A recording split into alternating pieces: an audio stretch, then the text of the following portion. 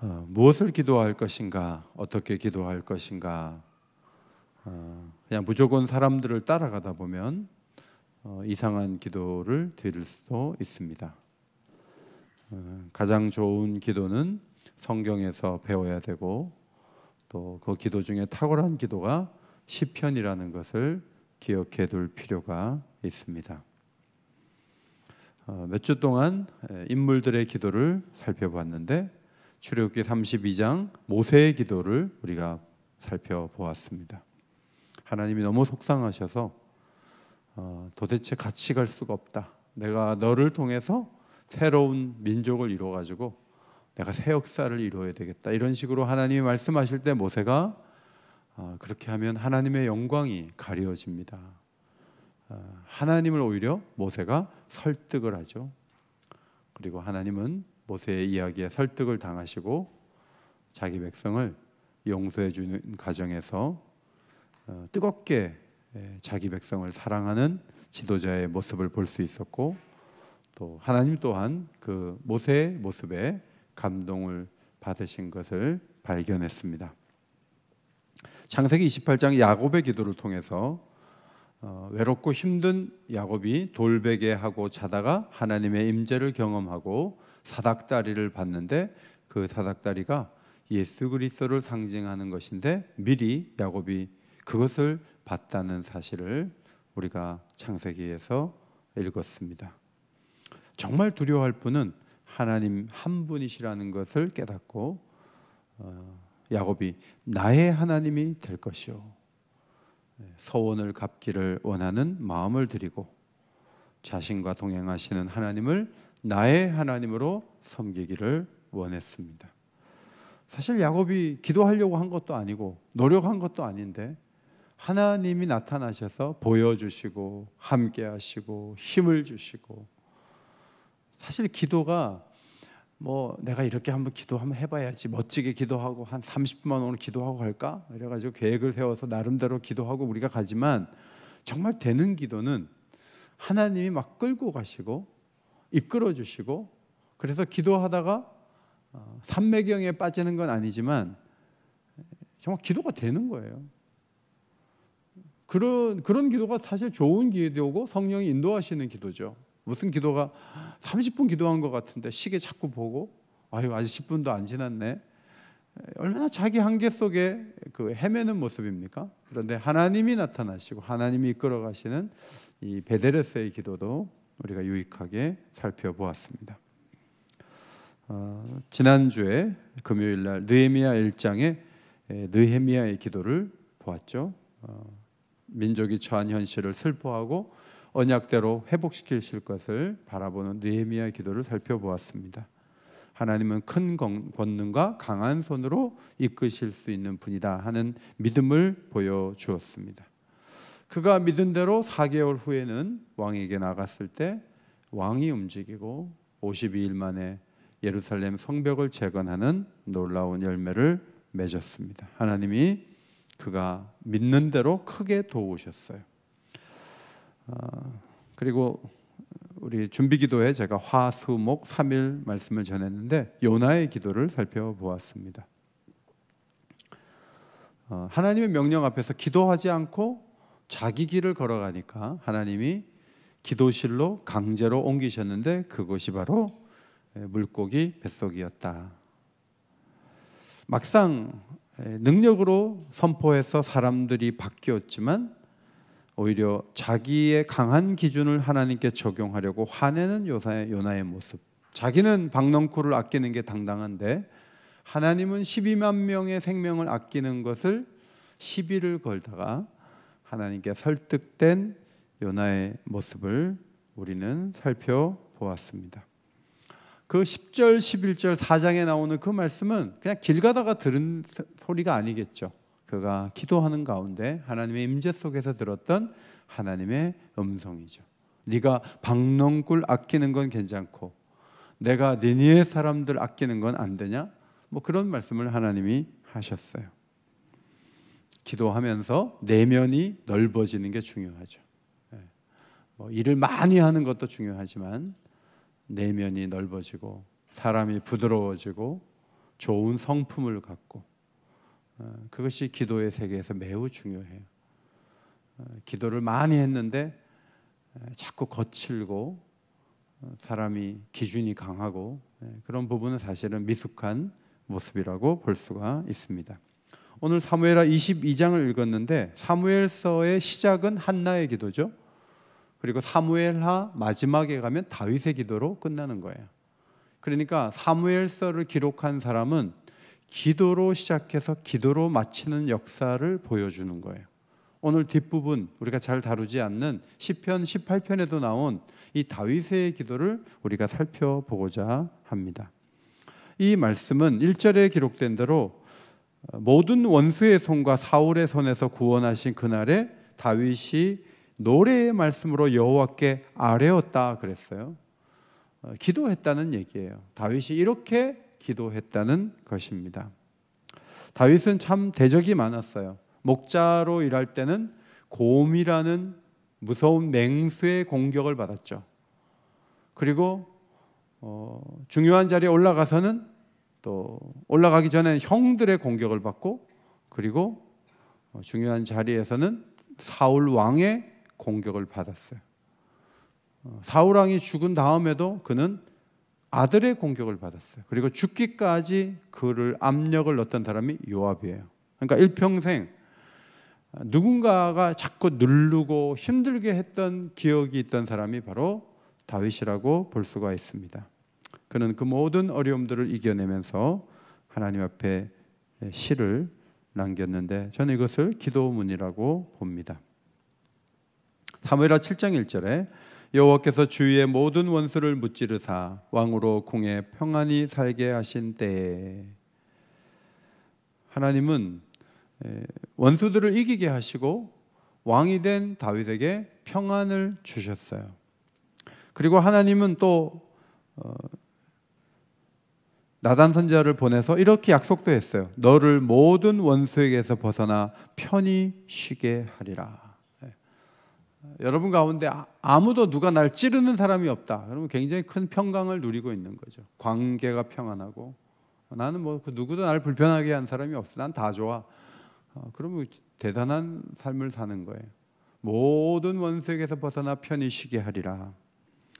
다윗이 쓴 시 54편 7절 참으로 주께서는 모든 환난에서 나를 건지시고 내 원수가 보응받는 것을 내 눈에 똑똑히 보게 하셨나이다. 다윗은 긴 세월 하나님의 도움으로 모든 대적에게서 모든 환난에서 벗어나서 은혜 가운데 살아가는 축복을 누렸어요. 그러면 그 축복을 누린 다음에 다윗이 한 게 뭐죠? 기도한 거예요. 감사의 목소리를 하나님께 드리며 기도한 거예요. 여러분 병원에 가서 제가 여기가 아프고 어디가 아프고 의사 선생님이 주사도 한 대 놔주고 약도 줬어요. 한 달 만에 그냥 하나도 안 아파요. 그럼 여러분은 그 의사 선생님 찾아갑니까? 그냥 그걸로 끝나는 거죠. 점을 치러 갔어요. 점쟁이가 말한 대로 다 됐어요. 그러면 점쟁이 다음 일이 없을 때까지는 갑니까? 세상에 많은 그 어떤 도움을 입으면요 급한 불 끄고 보는 거예요. 그 다음에 끝이에요. 제가 지금도 미안한 게 다니엘 청년부 수련회를 갔는데 우리 아이 중에 하나가 그냥 그 안으로 들어갔는데 거기서 그냥 허우적거렸어요. 경찰이 그냥 그 어디 있다가 뛰어들어가지고 우리 애를 건져왔거든요. 가만뒀으면 죽었어요. 그때 막 애가 막 너무 울먹고 그래가지고 뭐 도와고 그래가지고 그냥 너무 고마워가지고 막 감사합니다, 감사합니다. 그리고 그 경찰을 나중에 찾아가야 되는데 그걸 못했어요. 지금은 그 경찰이 한 50살은 됐을 거예요. 청년이었을 텐데.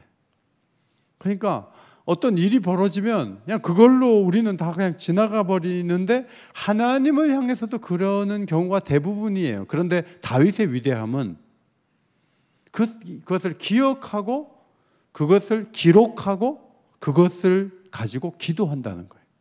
이것이 다윗에게서 우리가 배울 수 있는 기도의 영성이에요. 출애굽기 15장에도 홍해를 건넌 후에 이스라엘 백성들이 하나님을 노래한 기록이 나옵니다. 이런 기도가, 이런 노래가 왜 중요하죠? 막 쥐어 짜내가지고 억지로 시키는 거 아니에요. 하나님은 그냥 마음의 자원에서 하는 거 너무너무 좋아해요. 그냥 내 마음에 해야 되겠다 해서 하는 거죠. 귀한 거예요. 양쪽에 나무가 있는데 우리 김정년 선교사님 돌아가시고 장례식 한지 1년 돼서 우리 장로님 권사님 가정에서 낸 거예요. 제가 전화해가지고 1년인데 나무라도 하나 내시죠.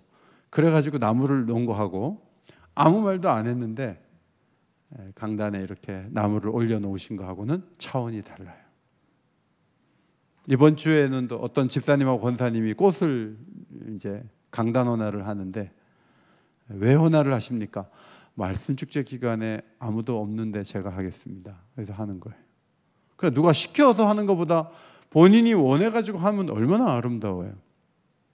누가 쥐어짜가지고 노래하고 1시간 이상 기도하라 그래가지고 기도 억지로 하는 것보다는 그냥 자원해서 기도하는데 그 기도가 내용이 있고 정말 자자손손, 야, 그런 기도 나도 좀 드리고 싶다 하는 그런 기도를 드리고 남겼다는 것은, 이것은 굉장히 위대한 기독교의 유산이라고 볼 수가 있습니다.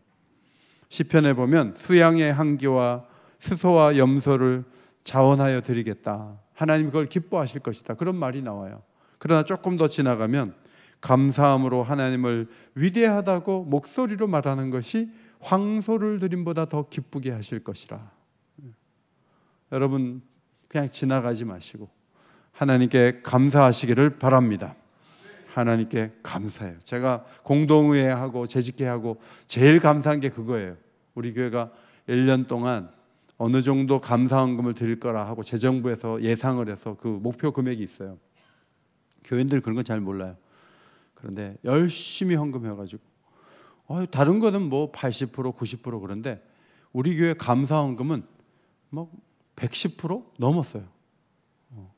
우리 성도들은 하나님 앞에 감사하는데 마음이 열려 있구나. 이게 얼마나 기쁘고 감사한지 몰라요. 자, 어떻게 하나님을 높이고 감사했을까? 2절에 보면 괄호가 있죠. 여호와는 나의 반석이시오.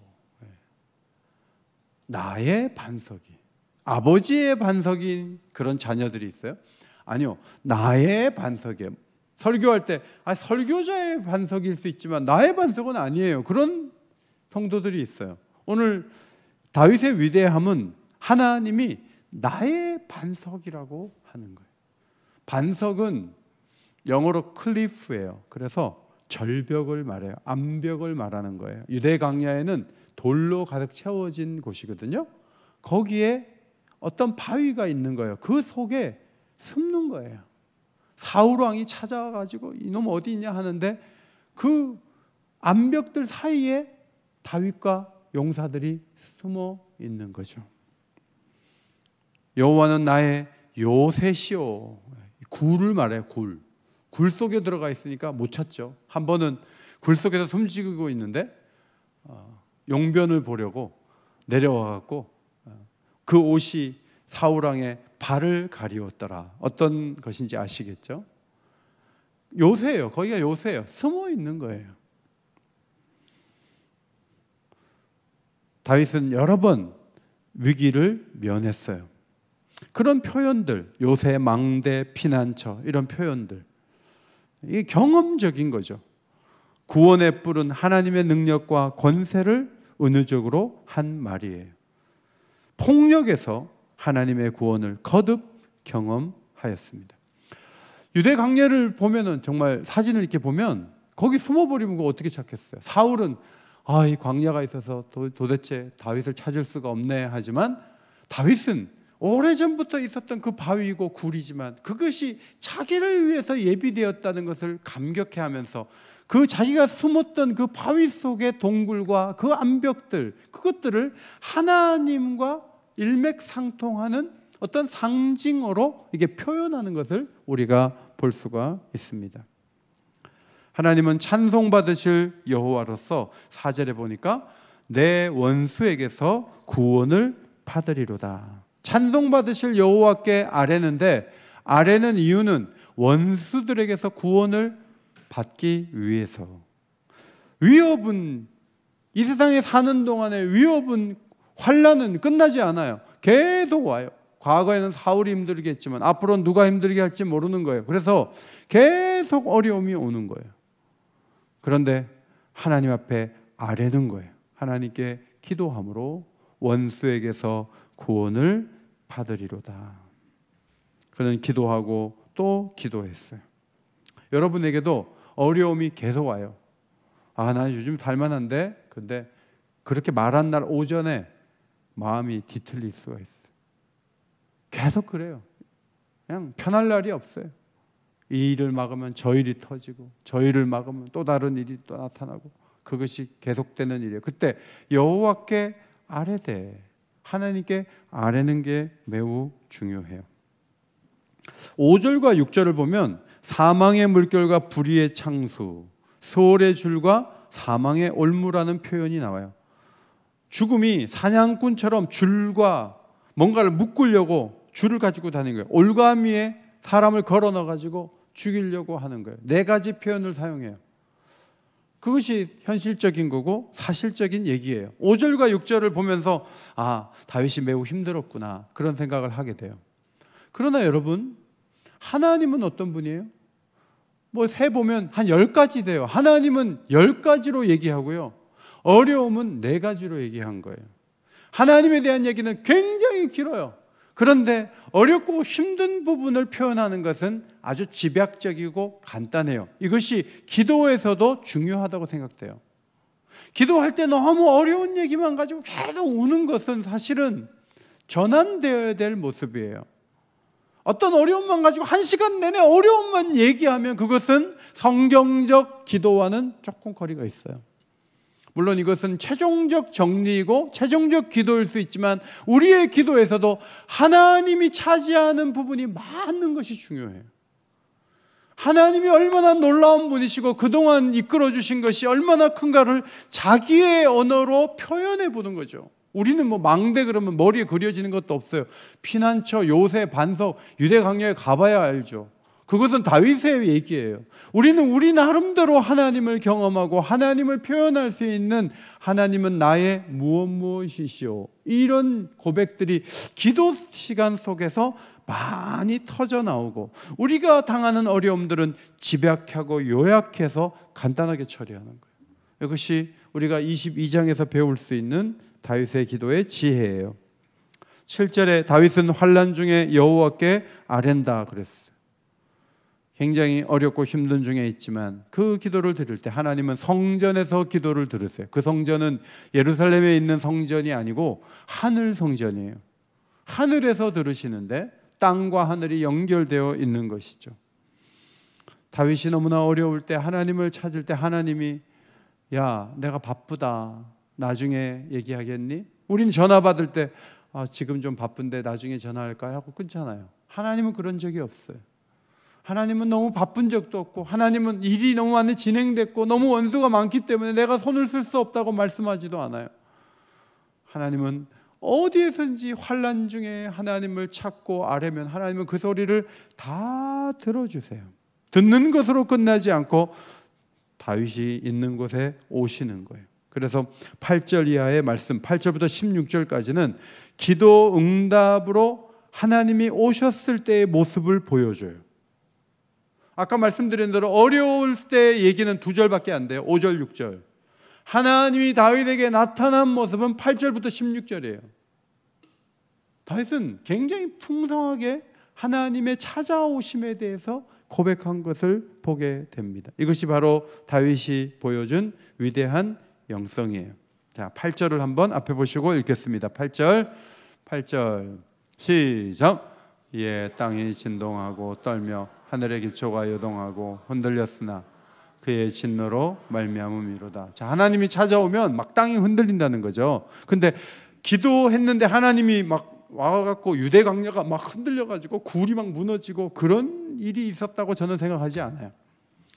이 하늘의 기초가 요동하고 땅이 진동했다, 이 표현이 가장 적합한 성경적 사건은 시내산에서 하나님이 강림하셨을 때의 모습이에요. 다윗은 모세를 만나기 위해서 십계명 돌비를 주기 위해서 나타나셨던 그 하나님이 유대 광야에서 자기가 기도할 때 하나님의 임재하는 모습을 마음에 그렇게 그린 거예요. 성경을 읽고 하나님의 임재하시는 모습을 마음속에 둬야 되는 이유는 지금 내가 기도하는 자리에서 지진이 일어나지 않아도 성경적인 지식을 가지고 기도하다 보면 하나님이 나와 함께 하시고 내 기도를 들으실 때 이 자리에 오신다면 무슨 일이 일어날까? 만약에 이런 식으로 오시면 여러분 빨리 대피하셔야 돼요. 여긴 지하예요. 빨리 밖에 나가서 텐트 속으로 들어가든지 빨리 밖으로 빠져나가야 돼요. 하나님이 임재를 그런 식으로 매번 하시는 것은 아니죠. 하나님이 크고 강한 분이셔서 다윗의 사정을 보시기 위해 오셨는데, 하나님이 그렇게 막 크게 오시는 것은 전능자이기 때문에 오신 것이기도 하지만 하나님이 진노하셨음이로다. 너희들 다윗을 그렇게 공격해?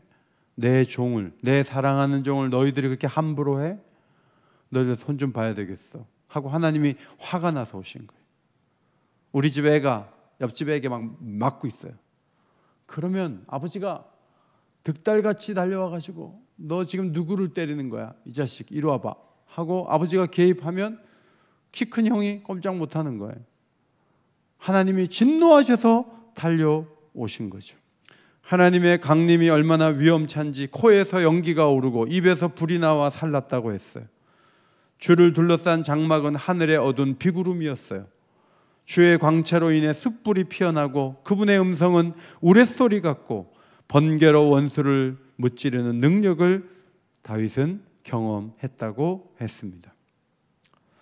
강한 하나님이 얼마나 강한지를 말한 다음에 17절, 그분이 바로 자기에게 손을 내미시는 거예요. 그렇게 강력하신 분이 자기를 붙잡아서 물에서 건져주셨다는 거죠. 강력한 손으로 건져주신 거예요. 저는 해운대 바다에 빠진 적이 있어요. 누나가 이렇게 밀다가 갑자기 누나가 쑥 들어갔어요. 바람이 대마도 쪽으로 불었어요. 점점 가는데 제가 이렇게 해서 가면 되는데 너무 깊이 가면 나 죽을까 봐 뛰어내렸어요. 뛰어내렸더니 한 길이 넘어요. 난 수영을 못해. 근데 우리 누님이 자기가 빠진 다음에 뒤로 와서 보니까 제가 막 손끝이 왔다 갔다 하니까 키 큰 아주머니 보고 쟤 좀 건져달라 그랬어요. 키 큰 아주머니 이제 초등학교 때 딱 들어가 인간 기중기 딱 해갖고 저를 건져주셨어요. 근데 키 큰 아주머니고 힘이 세고 건지지 키가 작은 아줌마가 왔다고 봐요. 그럼 못 건지는 거예요. 그냥 거기서 물 먹고 죽는 거예요. 강력한 하나님이 물에서 건지시는데 그분은 시내산에 임재하셨을 때 막 연기가 나고 우레소리가 나고 그 강력하게 임하셨던 바로 그분이 유대 광야에서 자기가 하나님을 찾고 구할 때 요새에 숨었을 때 자기에게 나타나서 자기를 건져주셨다는 거예요. 사울의 그 칼에서 그 어려움 속에서 자신을 건져주셨다고. 이것은 경험적이기보다는 성경적으로 풀어낸 고백이라고 볼 수 있어요. 18절을 보면 원수가 얼마나 강하게 압력을 넣고 힘들게 했는지 18절 보면 그들은 나보다 강했기 때문이로다. 그들은 나보다 강했기 때문이로다. 하나님이 건져주셨어요. 그들이 나보다 강하기 때문에 하나님이 와서 도와줄 필요가 있어서 나를 도와준 것이죠. 여러분 주변에 여러분을 힘들게 하는 강한 사람이 있습니까? 강한 문제가 있습니까? 큰 재앙이 있습니까? 느헤미야가 고백한 대로 주께서 일찍이 큰 권능과 강한 손으로 구속하신 주의 종들이요. 사실 느헤미야는 간단하게 큰 권능과 강한 손 이렇게 얘기했지만 다윗은 이 부분을 굉장히 풍성하게 문학적으로 성경적으로 잘 표현한 것을 우리는 보게 됩니다. 하나님의 도움을 받고 빠져나왔어요. 그리고 어떻게 됐습니까? 20절을 앞에 보시고 읽겠습니다. 20절 시작. 나를 또 넓은 곳으로 인도하시고 나를 기뻐하심으로 구원하셨도다. 염려하고 눌리고 고통당하는 자리는 좁은 자리예요. 그런데 하나님이 건져주시고 나면 넓은 곳에 나오는 거예요. 그리고 마음이 확 풀리는 거예요. 하나님이 그렇게 해주시는 거죠. 구원하신 다음에 엄청난 채무를 안기시는 것이 아니고, 야, 나 너 좋아한다, 나 너 기뻐한다, 그래서 너를 구원해 준 거야, 이런 확신을 다윗에게 주셨습니다. 다윗의 기도를 또 계속 보면은 21절로 25절을 보면, 하나님 왜 나를 건져줬을까? 내가 불쌍하니까 건져줬지. 내가 강한 자들의 속에 눌려가지고 약한 자로 있으니까 건져줬지. 자, 그 생각만 하지 않고 다윗은 그동안 공의롭고 순종하면서 살아온 것을 보셨고, 그것에 대해서 상을 주신 것이 내 기도를 들어주신 게 아닐까? 자, 그런 고백을 하는 것을 봐요. 자, 이런 고백을 보면, 야, 뭐 다윗이 잘난 척 하는 거냐?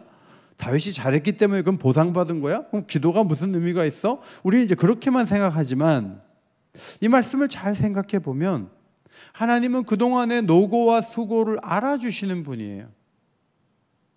여러분이 기도 응답을 받을 때, 내가 기도해서 응답 받는 것도 있지만, 여러분이 교회를 섬기고 여러분이 하나님 뜻대로 살기 위해서 긴 세월을 달려온 것에 대해서 하나님은 기억하고 계세요. 그리고 여러분이 기도한 그것에 더 힘있게 응답해 주시는 거예요. 그것이 우리에게는 위로가 되는 거예요. 늘 뭐 못한 것만 지적하고 우리 잘한 건 하나도 기억 못하고 그런 분이 아니고, 하나님은 자비한 자에게 자비하심을 나타내고, 완전한 자에게 완전함을 보이시고, 깨끗한 자에게 깨끗함을 보이시고, 거스리는 자에게는 거스림을 보이시는, 사악한 자에게는 거스림을 보이시는, 공의로 보응하시는 분이다. 이게 기도 속에 나오는 거죠.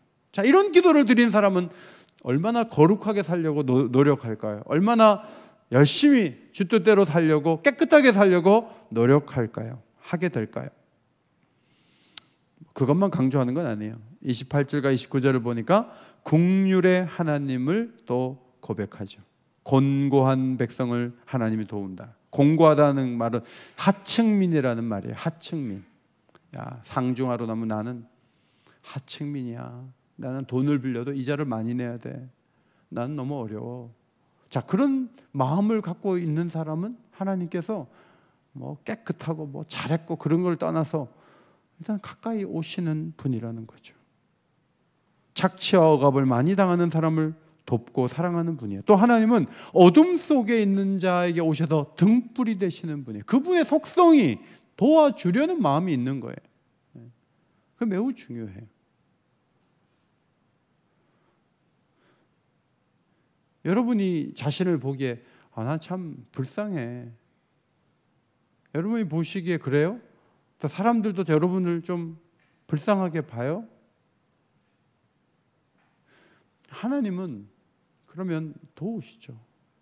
도와주세요. 그렇게 좋은 분이시라는 거죠. 마지막 30절 읽겠습니다. 30절 앞에 보시고 읽겠습니다. 시작. 내가 주를 의뢰하고 적진으로 달며 내 하나님을 의지하고 성벽을 뛰어넘는 나이다.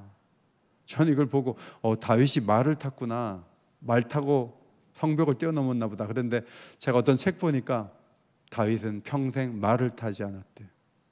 말과 기병, 병거, 다윗은 그거 없이 싸웠대요.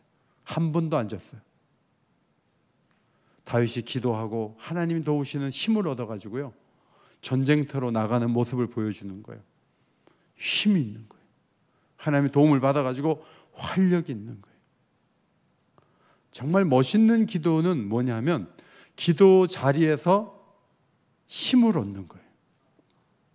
한나가 수색이 없었다 그랬잖아요. 지금 기도하자마자 자식이 생긴 것도 아니에요. 그런데 한나가 수색이 없었다는 말은 기도하다가 문제가 마음에서 이미 해결이 돼요. 현상은 따라오지 않았지만 믿음의 확신을 가지고 뭔가 눌려있지 않는 거예요. 하나님이 이미 그 사람의 등을 두드려 주시고 그 사람을 이끌어 주시는 거예요. 오늘 다윗은 그것을 경험하는 것을 이렇게 적었어요.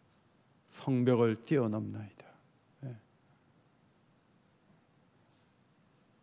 하나님께서 주시는 힘을 표현한 거예요. 몇 가지를 정리하고 기도하기 원해요. 첫째로, 하나님을 다양하게 고백하는 기도를 드려보자 하는 것입니다. 위기에서 벗어난 다음에 우리에게는 교훈이 남아요. 그래서 하나님을 다양하게 표현하며 기도할 수 있다. 첫째로 우리가 그것을 마음에 정리할 수 있습니다. 이사야서를 보면 이사야가 메시아는 기묘자라, 모사라, 전능하신 왕이라, 평강의 왕이라, 전능하신 하나님이다, 이런 표현을 했거든요. 그러니까 메시아가 카운셀러라는 거예요. 카운셀러, 상담을 해주시는 분이라는 거예요. 아주 독특한 표현을 이사야가 했어요.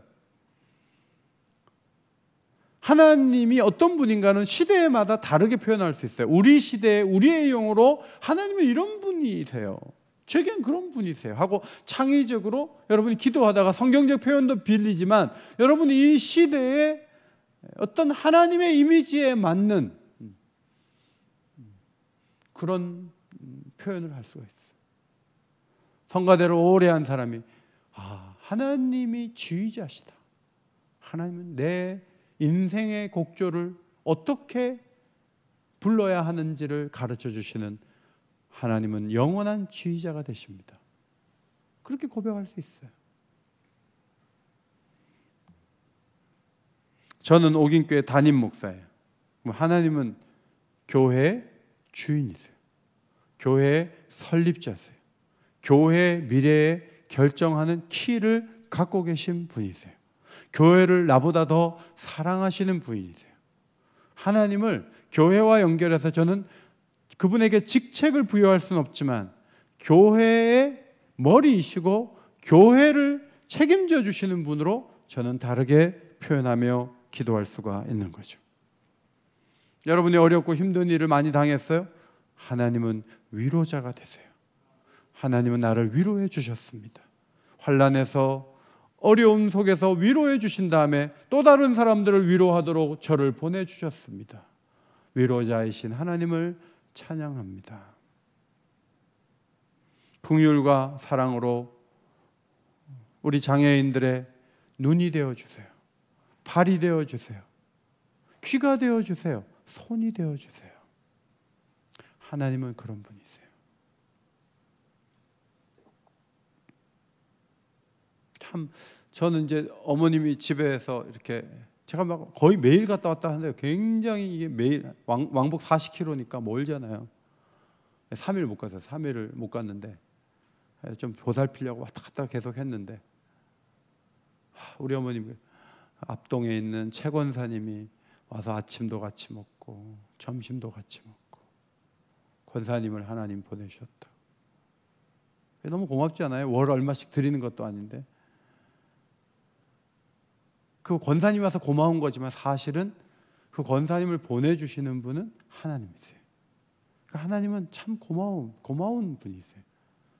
우리가 뭐 자식을 쫓아다가면서 다 돕고 지방에 있는 막 부모님한테 맨날 비행기 타고 가요? 못해요. 근데 하나님이 우리가 거한 그곳에, 우리가 처한 그 상황에서 하나님이 적절하게 도와주심으로 우리가 평화롭게 살고 은혜 속에 숨 쉴 수 있는 거죠.